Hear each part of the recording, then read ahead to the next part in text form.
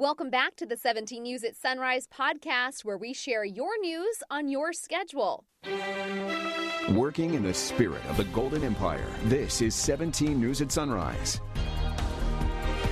And good morning, 5 a.m. Good to have you with us. I'm Natty Jansen alongside Alex Fisher. You know, taking a look at that old train station is really cool. There's some really neat parts of it. And I know that a lot of people take pictures there, especially for, engagement pictures or graduation pictures. So I know there's a lot of attention on this station. So it'll be interesting to see what comes in the future. Yeah, absolutely. And in the future, we're looking at more beautiful weather, and I just cannot get enough of this sunshine lately, Kev. I will say, though, yesterday, Kev, it did look like it could rain just a little bit, maybe even like a sprinkle. I know that was, me hoping, but I was Sounds trying like wishful thinking it was to me. Total wishful thinking. We did have a few clouds that rolled in yesterday afternoon. In fact, I was walking the dog around the neighborhood, and one of the neighbors said, "I thought you said it was going to be sunny." I said, "It is. There's just a little patch of clouds out here. I'll tell you, the weather guy can't win."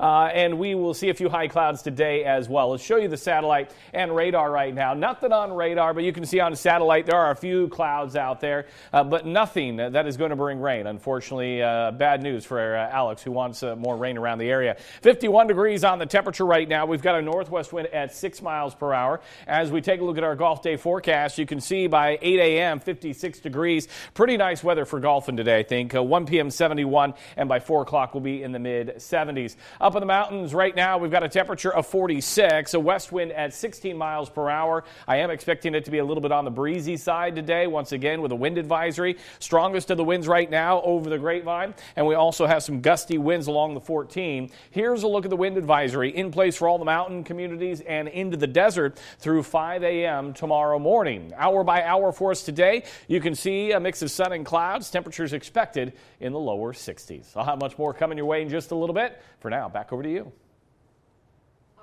Thanks so much, Kev. We begin this morning with the effort to find a missing 16-year-old who police say is at risk. Here's a look at Michael Amezcua. He was last seen at 5307 Vista Del Mar Avenue yesterday around 5:45 p.m. He's described as 5'11", 140 pounds with brown hair and brown eyes. He was last seen wearing a gray Yankees t-shirt, black pants, and gray Nike shoes. According to BPD, Amezcua has no prior history of running away and has developmental challenges. Anyone with information on his whereabouts is asked to call Bakersfield Police Department at 327-7111.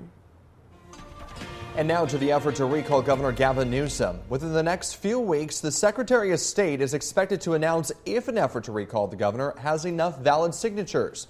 Those on both sides gathered yesterday for a discussion on the issue. Ashley Zavala explains how it went. Leaders. They're your leaders.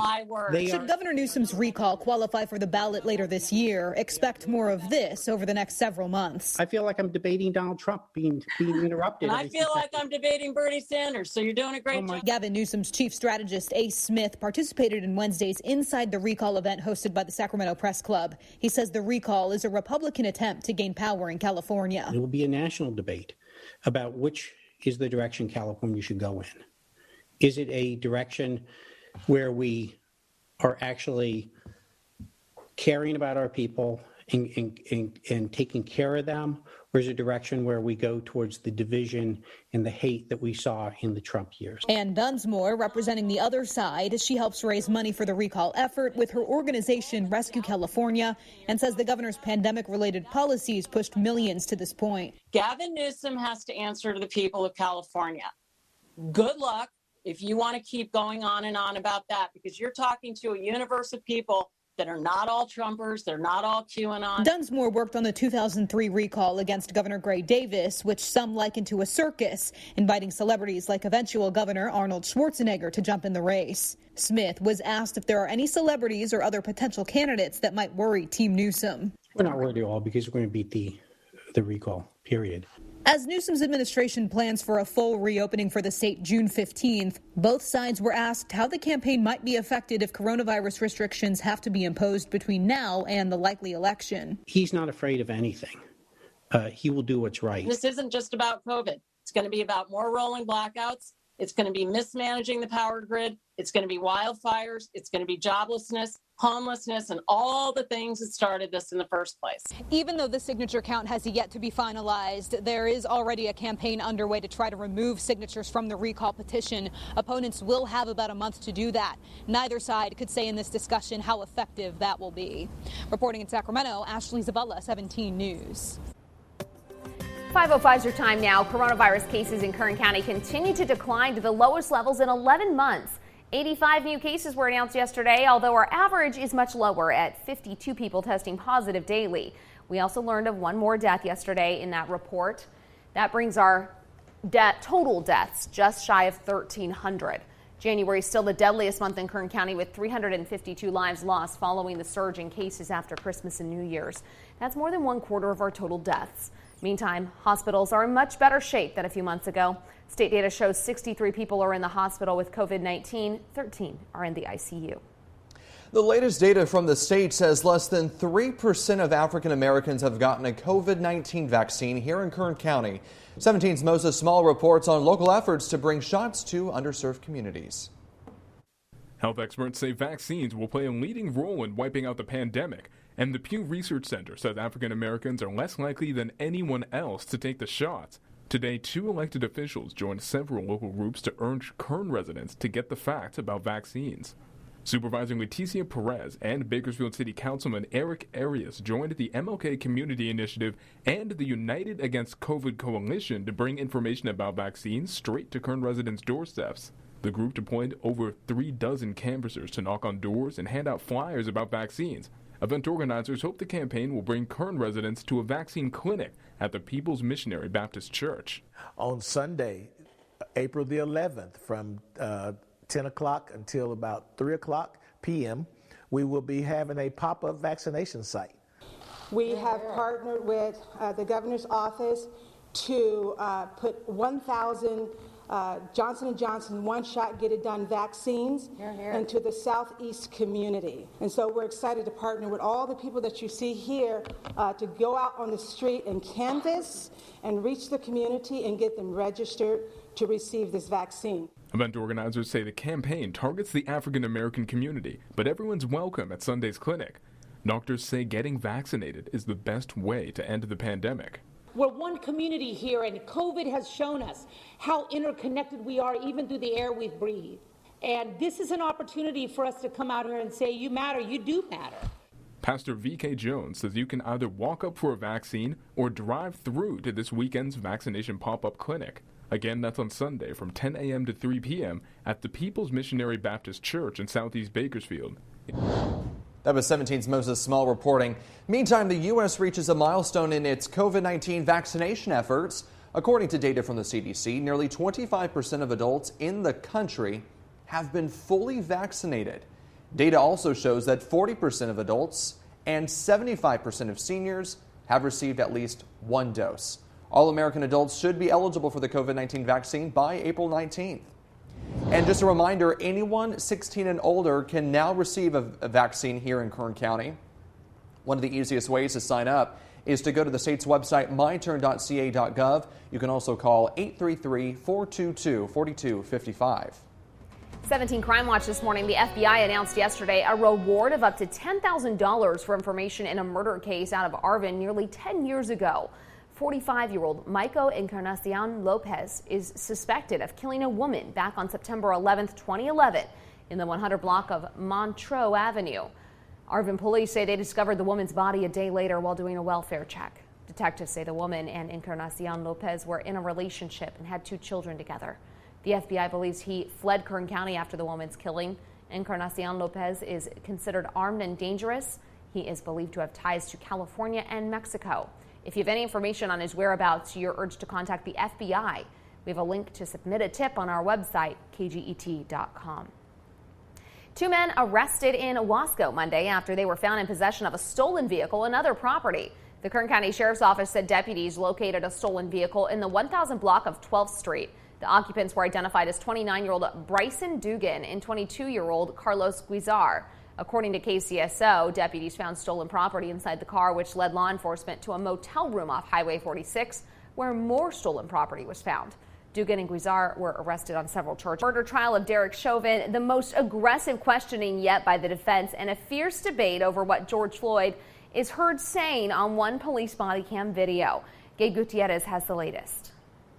There was after a chorus of cops this week testified former Minneapolis officer Derek Chauvin did not follow his training, but the defense fought back. A reasonable officer could perceive the words that people are saying and the tone that it is being said in as a threat or a risk to the officer's safety. Agreed? A risk, possibly, but officers are typically trained that when it comes to verbal threats in and themselves, that you can't just use that only to justify force. Attorney Eric Nelson cross-examined Sergeant Jody Steiger of the LAPD, a use of force expert, who said Chauvin's actions were excessive.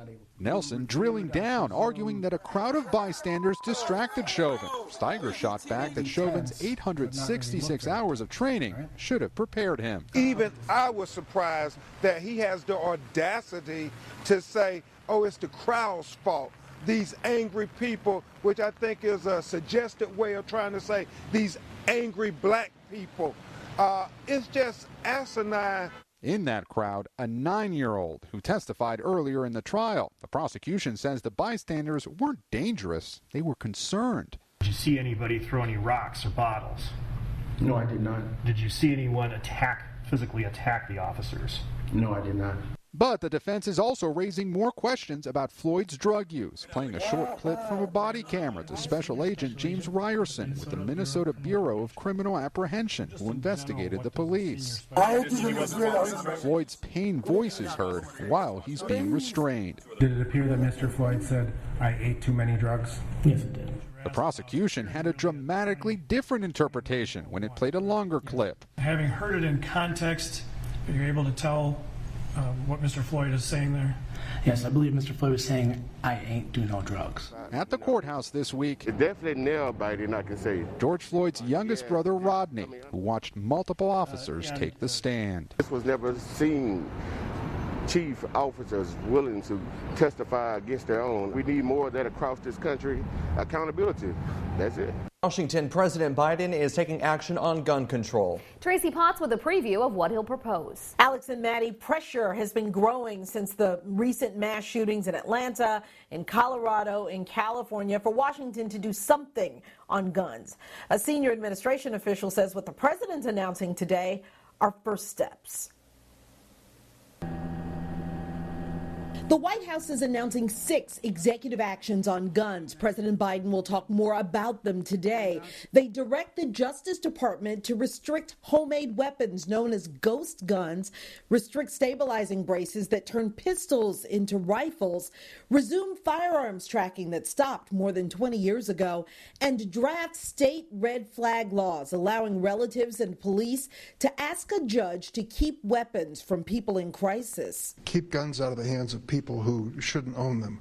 The president will also announce funding for community violence intervention and nominate former ATF agent David Shipman to head the agency that's only had a permanent chief for 2 of the last 15 years. Still, the heavy lifting is up to Congress.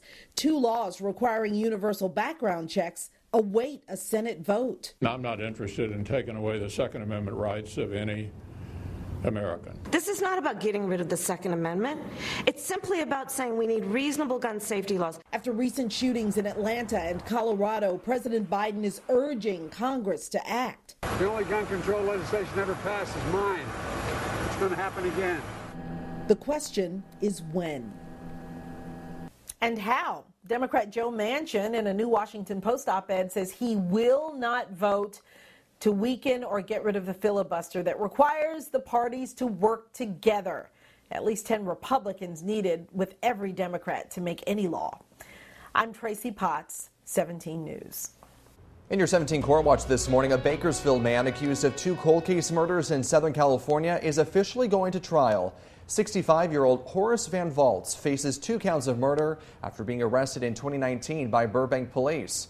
Valtz is accused of killing Selena Keogh in the city of Montclair in 1981 and Mary Susan Duggan in Burbank in 1986.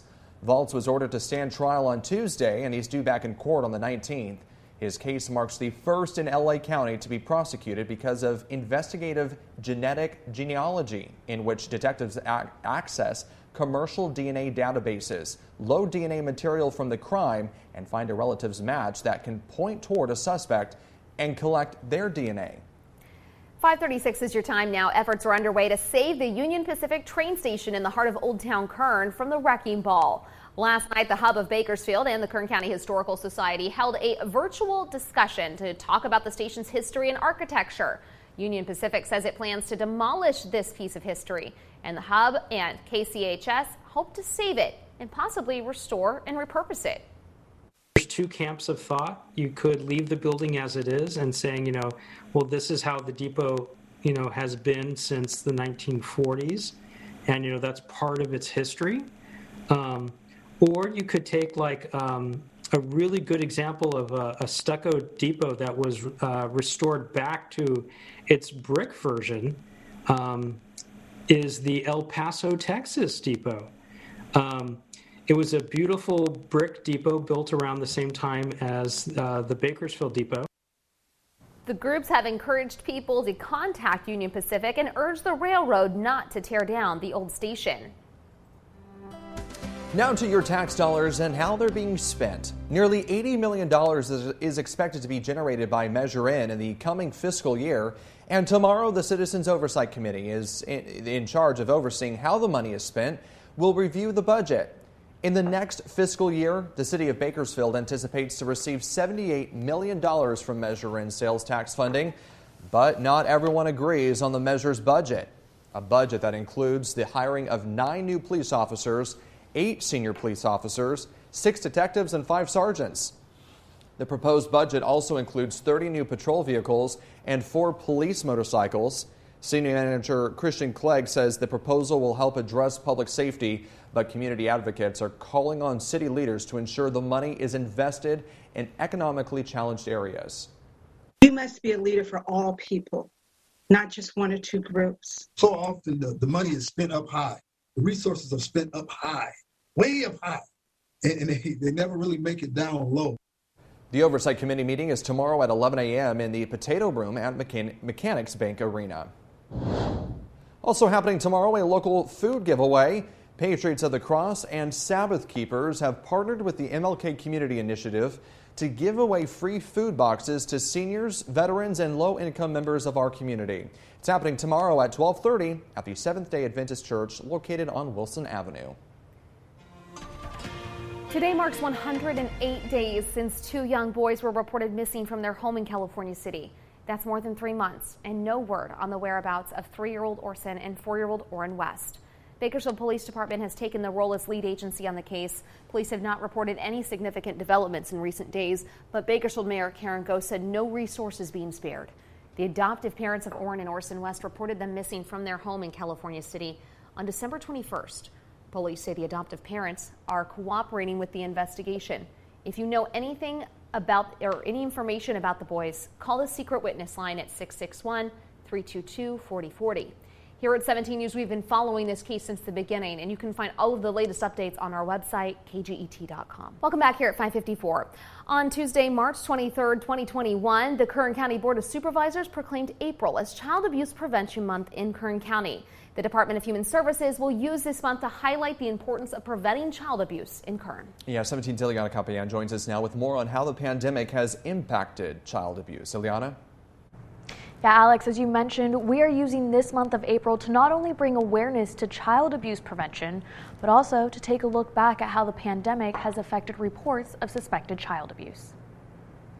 So April, every year we set it aside for Child Abuse Prevention Month, just to remind the community that it is still a concern all around us.